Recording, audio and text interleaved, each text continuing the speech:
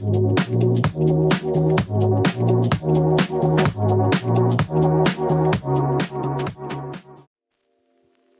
à toutes et à tous, au programme cette semaine, Sony Pictures, DC Comics ou encore The Witcher 4, bref, ne perdons pas plus de temps et allons-y. Disney a annoncé en fin de semaine le développement de 4 nouveaux épisodes de la série Malcolm, terminée en 2006. La plateforme a annoncé dans une petite vidéo le retour de Frankie Muniz, Bryan Cranston et Jane Kaczmarek au casting de ce revival. En parlant de retour de séries cultes, Disney a également annoncé la mise en chantier d'un reboot de Prison Break qui se déroulera dans le même univers que la série d'origine avec de nouveaux acteurs. De même, on a appris qu'un nouveau film Mon beau-père et moi était en préparation. On ne sait pas encore si Robert De Niro et Ben Stiller seront de retour, ni quand est-ce que ce film pourrait sortir. Dans les actualités en vrac, Kit Harington rejoint Mark Wahlberg dans la suite à The Family Plan pour Apple TV+. De son côté, Henry Cavill a annoncé que la série Prime Video basée sur l'univers de Warhammer 40 000 avançait enfin. On a aussi eu le nom du prochain film Evil Dead, ce sera donc Evil Dead Burn, et il sera réalisé par le français Sébastien Vanissech, le réal du film d'horreur Vermine, sorti prévu pour 2026. En parlant de films d'horreur, on a enfin eu un trailer pour le film 28 ans plus tard, qui vient d'accompagner les affiches sorties précédemment.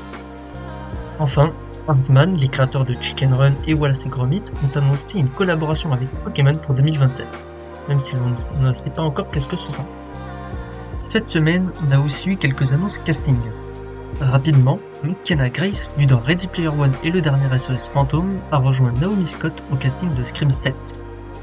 Ryan Terry Henry serait lui en passe de rejoindre Julia Roberts et Elizabeth Olsen au casting du film Panic Careful. Maintenant parlons de Marvel. Déjà, le studio a dévoilé les noms des épisodes de la 3ème saison de What If, prévue pour la fin du mois. On aura donc un épisode sur la rencontre entre le soldat de l'hiver et Red Guardian, ou encore un autre basé sur 1872. Bref, on espère quand même une meilleure saison que la deuxième. Du côté de Sony Pictures, selon The Wrap, le studio aurait annoncé l'arrêt de l'univers basé sur les méchants de Spider-Man sans le teaser. En effet, Sony aurait décidé d'abandonner l'univers lancé en 2018 malgré la sortie prochaine de Kraven le Chasseur. Le film s'annonce déjà comme un échec cuisant au niveau critique et financier, à l'instar de Madame Web sorti en début d'année. Cependant, le studio n'abandonne pas les films Marvel puisqu'il prépare Spider-Man 4 avec Tom Holland et Spider-Man Beyond the Spider-Verse en plus de la série Spider-Man Noir avec Nicolas Cage prévue pour Prime Video. Revenons du côté de Marvel Studios avec du casting pour Avengers Doomsday qui a fait beaucoup parler. On sait déjà que Robert Downey Jr. sera dans le film dans le rôle de Fatalis, mais on a appris cette semaine qu'il serait rejoint entre autres par Anthony Mackie, l'actuel Captain America, par Ellie Atwell dans le rôle de Peggy Carter et du casting des 4 Fantastiques. Cependant, l'annonce qui a fait beaucoup réagir, c'est celle du retour de Chris Evans pour ce film. L'acteur, en ce moment à l'affiche du film Red One avec The Rock, aurait donc rejoint le casting du film. On ne sait pas encore qui il incarnera, le Captain qu'on connaît, une autre version, ou encore la Torche humaine. À voir comment ça se fera, mais on peut clairement affirmer que c'est un aveu d'échec de la part du studio. Quittons Marvel, mais restons du côté de Disney avec l'annonce d'un remake live de Réponse par le réalisateur de The Greatest Showman. Pas de surprise, ça allait forcément arriver à un moment donné puisque le studio fait des remakes live de presque tous ses films. Maintenant, à voir qui incarnera la princesse. Dans le cadre de son conflit Canal, Disney a également annoncé que dès l'année prochaine, les Oscars seraient diffusés sur Disney+ en France. Enfin, pour vraiment finir avec Disney, on a eu du casting pour le film Mandalorian et Grogu. En effet, Jeremy Allen White sera la voix de Rota le Hutt, le fils de Jabba vu déjà à l'époque dans le film d'animation The Clone Wars. Restons rapidement dans le casting avec l'annonce du successeur entre guillemets de Christian Bale pour la nouvelle version de American Psycho. Ce sera donc Austin Butler qu'on ne présente plus, qui devrait incarner le personnage dans ce film qui sera réalisé par Luca Guadagnino, qui s'est occupé cette année du film Challengers entre autres. On a parlé de Marvel, mais on peut aussi parler de son principal concurrent, DC Comics. James Gunn a déjà annoncé qu'un trailer pour le film Superman sortira en début de semaine. Mais ce qui a fait un peu plus parler, c'est l'annonce d'un film Gueule d'argile prévu pour 2026. Le but avec ce film serait d'avoir un projet peu coûté, facilement rentable, à l'instar de The Penguin sorti cette année. Parlons rapidement jeux vidéo, cette semaine c'était les Game Awards et à cette occasion on a eu quelques annonces. Tout d'abord, c'est Astrobot qui a gagné le Game of the Year.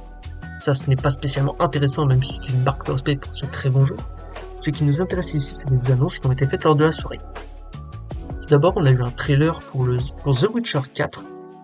Dans le jeu, on incarnera donc Ciri et non plus Geralt de Rive, même si sa présence dans le jeu a été confirmée.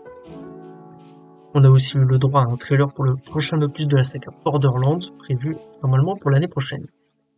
Mais s'il y a bien une annonce qui en a surpris plus d'un, c'est celle d'une suite à Okami, le célèbre jeu sorti au début des années 2000 où on incarne un loup au cœur de la mythologie japonaise. Enfin, on peut noter la présentation du prochain jeu Naughty Dog, le créateur de The Last of Us entre autres. Ce sera donc un jeu de science-fiction à l'opposé de leurs jeux habituels. Passons maintenant à ce qui sera une petite tradition dans ces récaps hebdomadaires, le point box-office. On parle rapidement de deux succès, Vaiana 2 qui continue de tout cartonner avec maintenant 717 millions de dollars au box-office monde. Le meilleur semble être apporté avec notamment les vacances de Noël qui arrivent. L'autre gros succès de cette fin d'année, c'est Wicked, qui en est maintenant à 525 millions de dollars dans le monde. Les vacances vont sans doute également venir booster ce résultat de cet énorme succès de fin d'année. Voilà qui conclut ce récap, merci beaucoup de l'avoir suivi, et moi je vous dis à la semaine prochaine.